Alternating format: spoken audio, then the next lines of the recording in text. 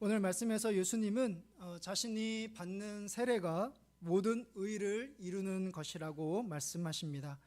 15절의 말씀을 보면 예수께서 대답하여 이르시되 이제 허락하라. 우리가 이와 같이 하여 모든 의를 이루는 것이 합당하니라 하시니 이에 요한이 허락하는지라.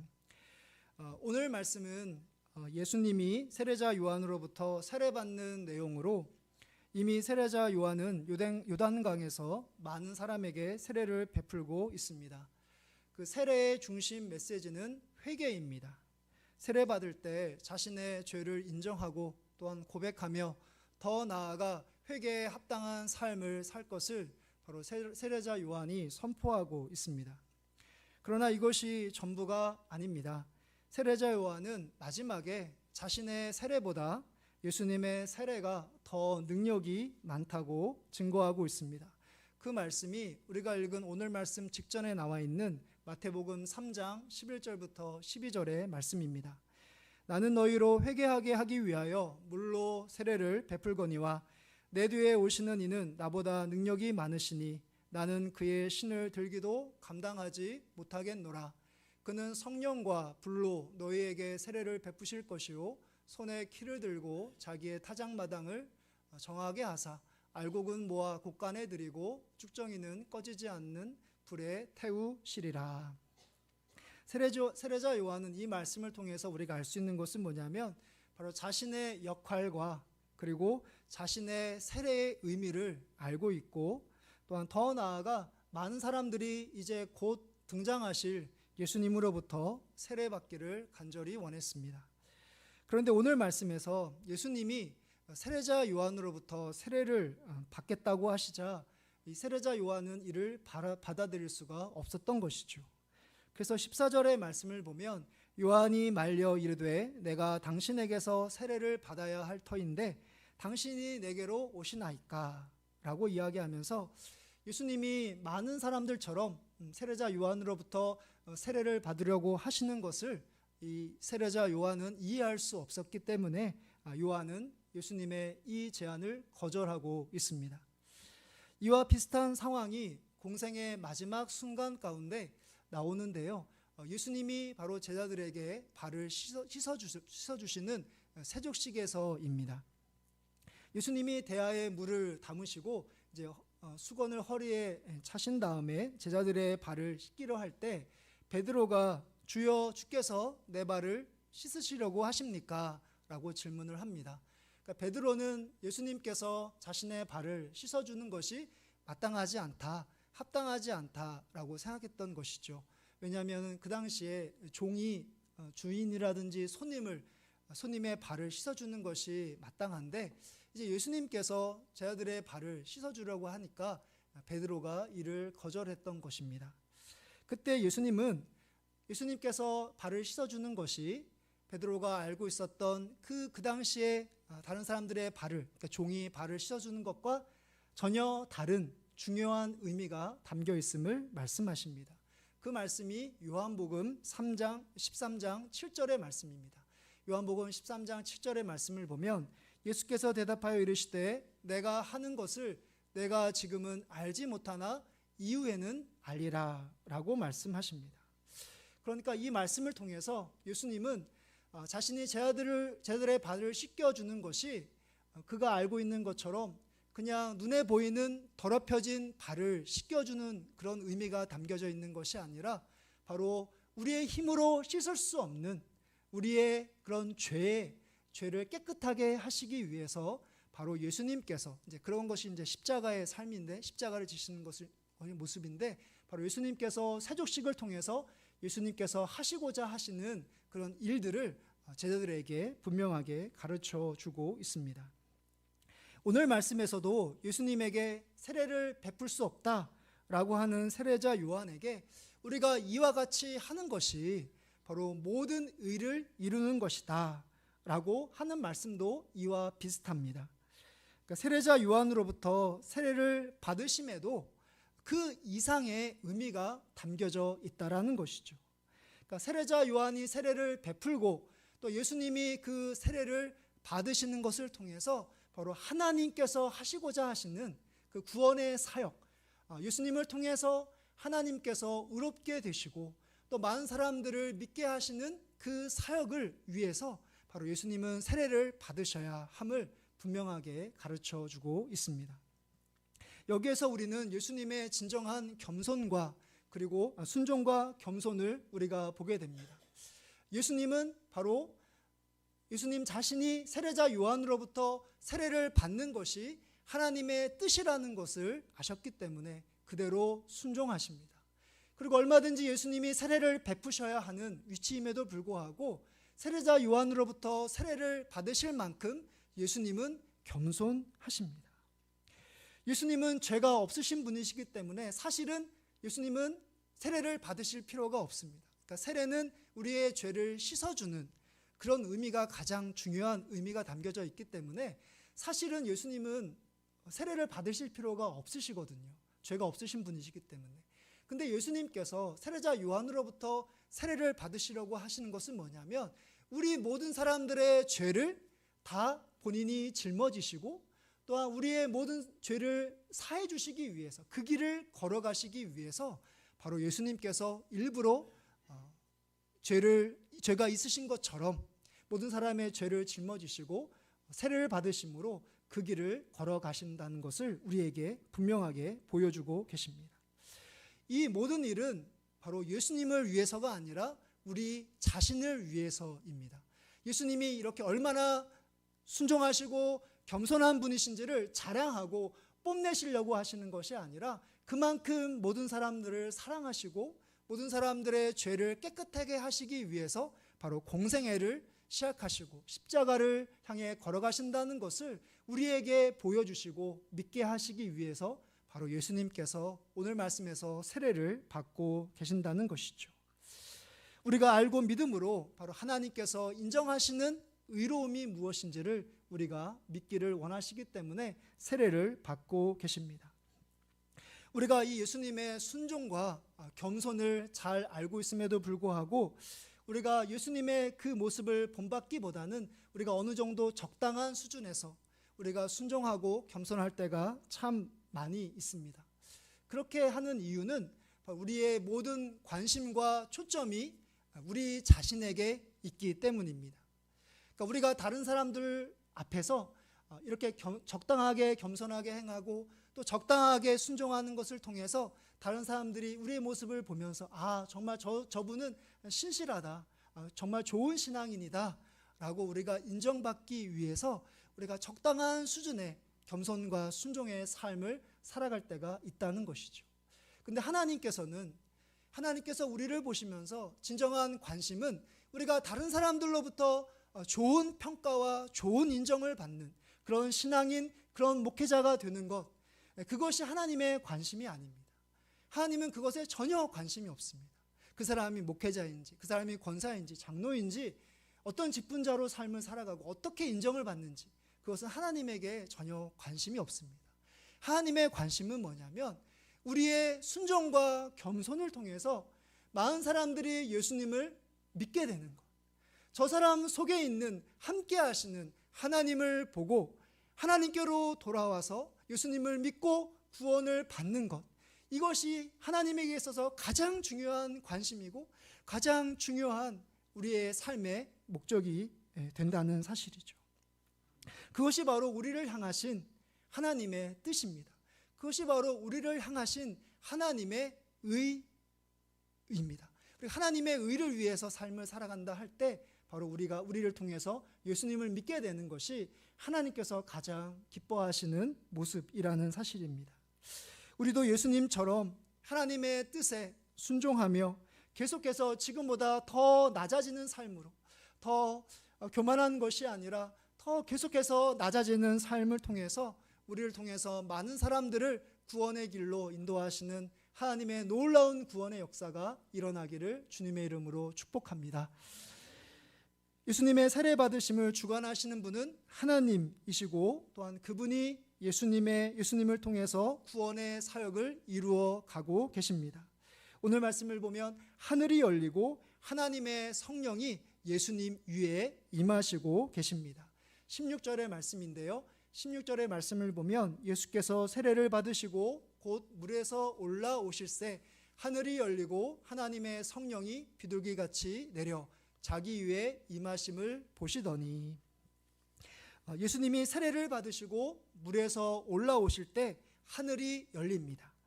여기서 얘기하는 하늘은 우리가 땅과 반대되는, 우리가 바라보고 있는 자연 만물 중에 하나로 우리가 볼 수 있지만, 그런 의미보다는 여기서 말하는 하늘은 바로 하나님을 의미합니다. 하나님이 계신 곳을 가리킵니다. 우리가 17절의 말씀을 보면 하늘로부터 소리가 있어 말씀하시되 라는 말씀이 나오는데요, 바로 여기서 이야기하는 소리는 하늘에 계신 하나님께서 하시는 말씀이기 때문입니다. 그리고 하나님의 성령이 예수님 위에 임하시고 계십니다. 이렇게 하나님 그리고 성령님, 예수님이 함께 하십니다. 우리는 이를 가리켜서 삼위일체라고 부릅니다. 성부 하나님은 예수님께서 세례를 받으실 때 예수님에게 말씀하십니다. 또한 성자 하나님, 예수님은 세례를 받으십니다. 그리고 성령 하나님은 바로 예수님에게 임하십니다. 예수님과 함께 하십니다.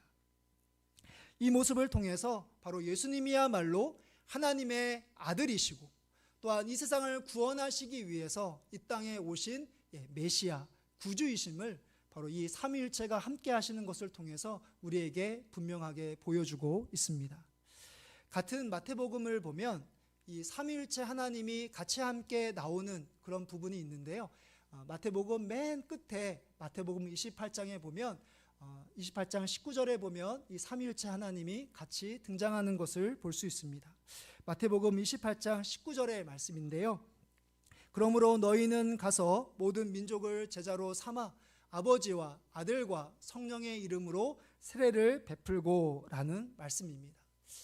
제자를 삼을 때, 우리가 제자가 되올 때, 예수님을 따른 사람이 될 때 이 세례를 받는 것이 중요함을 우리에게 가르쳐 주고 있는데요, 왜냐하면 세례라는 것이 거듭난 신앙인, 진정한 그리스도인이 될 것을 다짐하는, 결단하는 가장 중요한 증거이자 표시이기 때문입니다.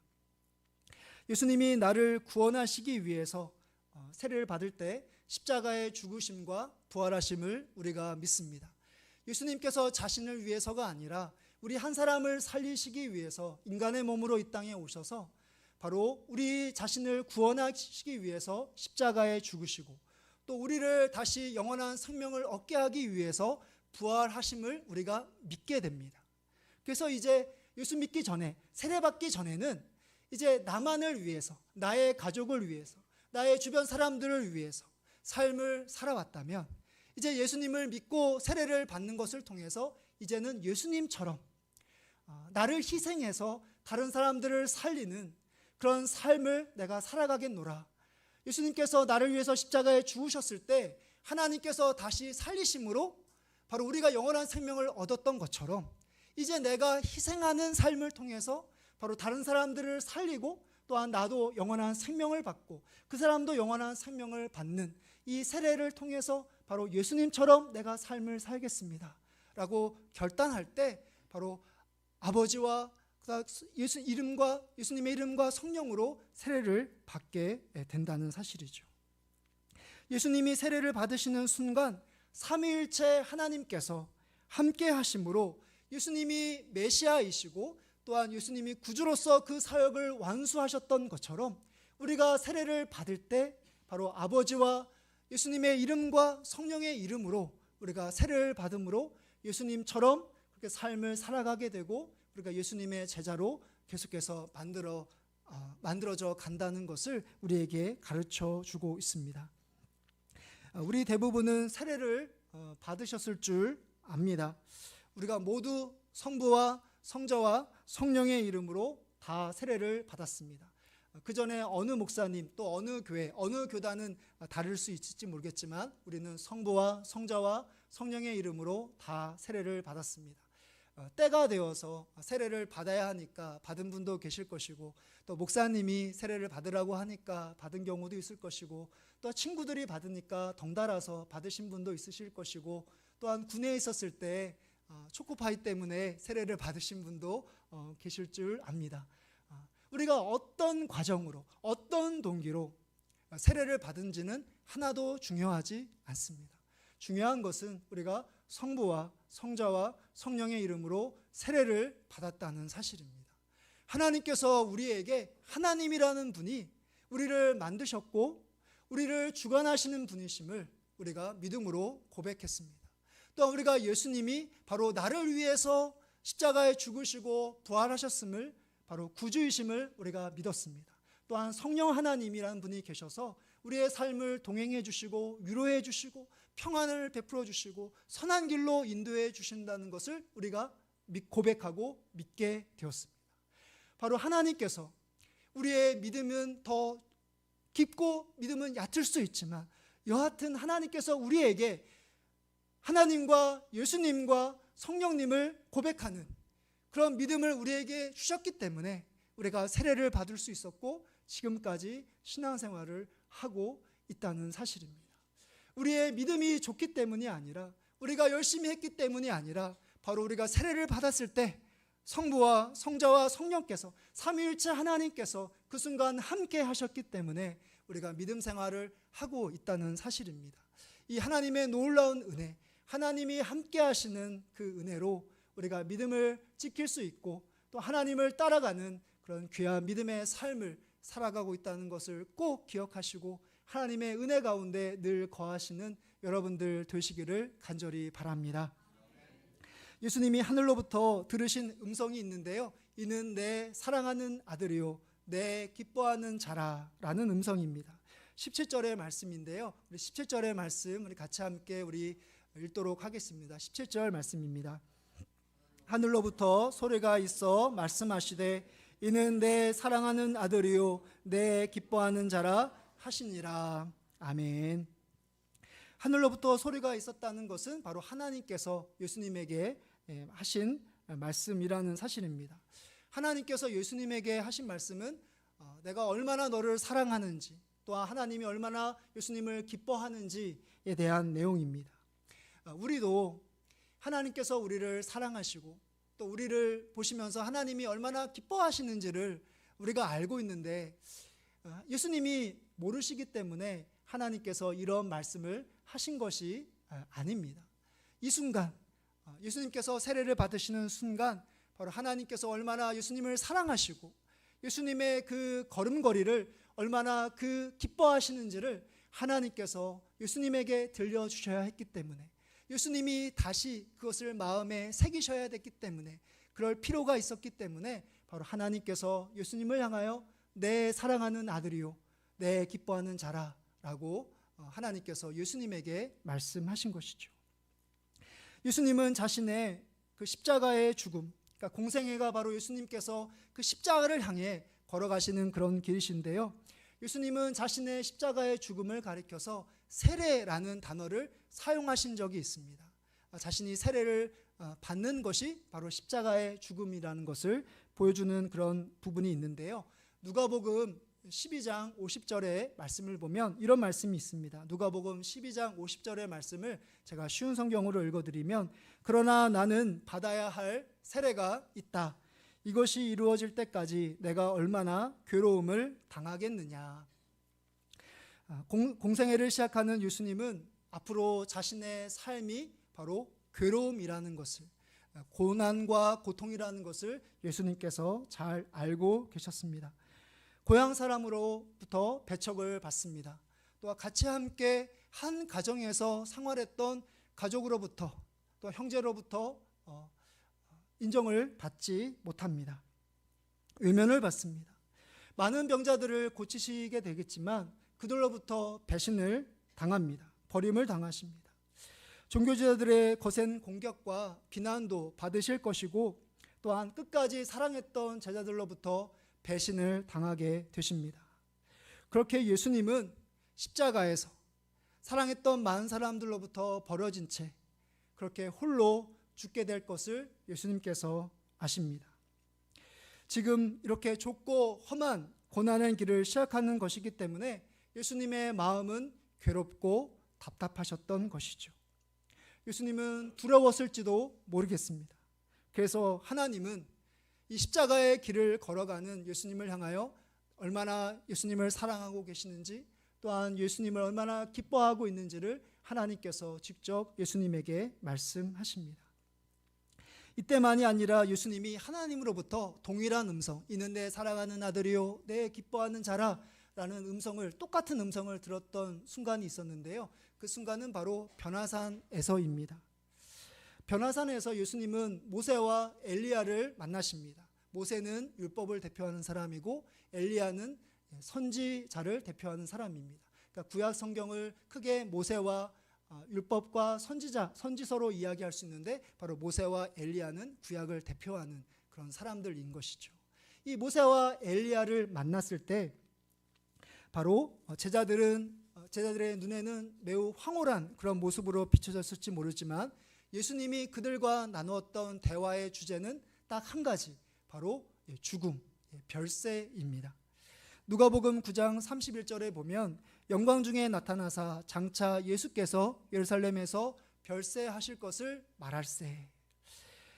베드로가 이 두 사람과 함께 예수님을 위한 초막을 짓고 그곳에 계속해서 머물고 싶습니다 라고 말할 때, 바로 하나님께서 또다시 예수님을 향하여, 제 아들을 향해서 이는 내 사랑하는 아들이요 내 기뻐하는 자라고 말씀을 통해서 상기시키고 계십니다. 마태복음 17장 5절의 말씀인데요. 마태복음 17장 5절의 말씀을 보면 이런 말씀이 있습니다. 말할 때 호련히 빛난 구름이 그들을 덮으며 구름 속에서 소리가 나서 이르시되 이는 내 사랑하는 아들이요 내 기뻐하는 자니 너희는 그의 말을 들으라 하시는지라. 그러니까 예수님께서 세례를 받으신다는 것은 이제 공생애를 시작하신다는 그런 의미입니다. 예수님께서 세례를 받으시면서 이제 공적인 생애를 시작하시는 거고, 이 공생애는 한마디로 십자가의 길, 죽음의 길을 가리킵니다. 공생애를 시작하실 때뿐만 아니라 이제 십자가를 얼마 남겨두지 않는 이 변화산 사건 속에서 바로 하나님께서 예수님에게 들려주시는 음성은 이는 내 사랑하는 아들이요 내 기뻐하는 자라는 음성입니다. 예수님이 얼마나 십자가의 길을 걸어가시는 것이 쉽지 않았는지, 마음이 괴롭고 고통스러웠는지를 하나님께서 아시고, 하나님께서 변함없이 사랑하고 기뻐하는 그런 존재라는 것을 들려주시기 위해서, 계속해서 그 십자가의 구원의 길을 완수하게 하시기 위해서 바로 하나님께서 이는 내 사랑하는 아들이요 내 기뻐하는 자라 라는 음성을 하나님께서 예수님에게 들려주셨던 것이죠. 하나님의 아들이신 예수님도 공생의 기간 내내 하나님으로부터 그 음성을 들었다면 험한 인생을 살아가는 우리도 반드시 이 음성을 들어야 될 줄 믿습니다. 지난 날을 뒤돌아보면 지금보다 더 어려웠던 순간들이 있었습니다. 지금보다 경제적으로 어려웠던 순간들도 있었고, 우리의 힘으로 해결할 수 없는 문제들도 있었고, 또한 자녀의 문제로 힘들었던 순간들도 있었는데요. 하나님께서 우리에게 있었던 그 크고 작은 문제들을 직접 해결해 주셨던 순간들도 있었지만, 그것보다도 하나님께서 말씀을 통해서 우리에게 말씀해 주시는, 우리가 하나님의 음성을 들었던 순간들이 있었습니다. 하나님께서 그 문제를 직접 해결해 주시지 않더라도, 그러니까 나만 혼자 지내고 생활하는 줄만 알았는데, 하나님이 이미 나와 함께 하시고 나를 사랑하시고 또한 나를 있는 모습 그대로 기뻐하신다는, 내가 잘해서가 아니라 내가 못한다 하더라도, 내가 믿음이 연약한다 하더라도 하나님께서 나를 사랑하시고 나를 기뻐하고 계신다는 것을 말씀을 통해서 우리가 들었을 때, 그 사랑과 기쁨으로 우리가 믿음을 지킬 수 있었고 지금까지 신앙생활을 하고 있다는 사실입니다. 하나님께서 우리에게 주시는 그 말씀, 하나님께서 예수님에게 주시는 이 말씀뿐만 아니라 하나님께서 우리에게 하시는, 우리가 얼마나 사랑하시고 우리를 기뻐하시는지 그 음성을 우리가 들어야 합니다. 스바냐 3장 17절의 말씀인데요. 너희 하나님 여호와가 너희 가운데 계시니 그는 구원을 베푸실 전능자이시라. 그가 너로 말미암아 기쁨을 이기지 못하시며 너를 잠잠히 사랑하시며 너로 말미암아 즐거이 부르며 기뻐하시리라 하리라. 이 말씀이 진리입니다. 우리의 생각과 감정과 느낌이 진리가 아니라 하나님께서 이 스바냐 선지자를 통해서 우리를 얼마나 사랑하시고 얼마나 기뻐하시는지가 진리입니다. 변하지 않는 진리입니다.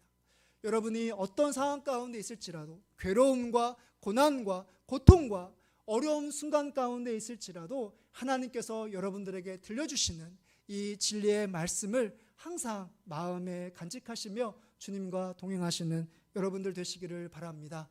말씀을 마무리하고자 합니다. 죄 없으신 예수님께서 세례를 받으시는 것을 통해서 예수님은 바로 우리 죄인들과 동일시 하십니다. 순종하시고 겸손하게 행하십니다. 우리도 다른 사람들을 살리는, 우리가 더 겸손하고 더 말씀에 순종하는 것을 통해서 내가 좋은 사람으로 인정받는 것이 아니라 나를 통해서 하나님을 믿게 되는, 나를 통해서 한 사람이라도 주님께 돌아오게 되는 하나님의 그 놀라우신 뜻, 하나님의 의를 이루는 여러분들 되시기를 바랍니다.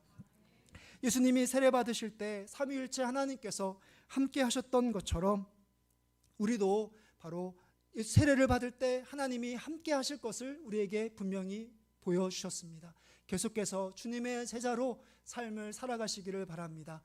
아직까지 예수님을 온전히 닮지는 못했지만 언젠가 예수님을 닮게 되는, 예수님처럼 삶을 살게 될 것을 우리가 기대하며 그 예수님의 제자로 한 걸음씩 한 걸음씩 걸어가시기를 바랍니다.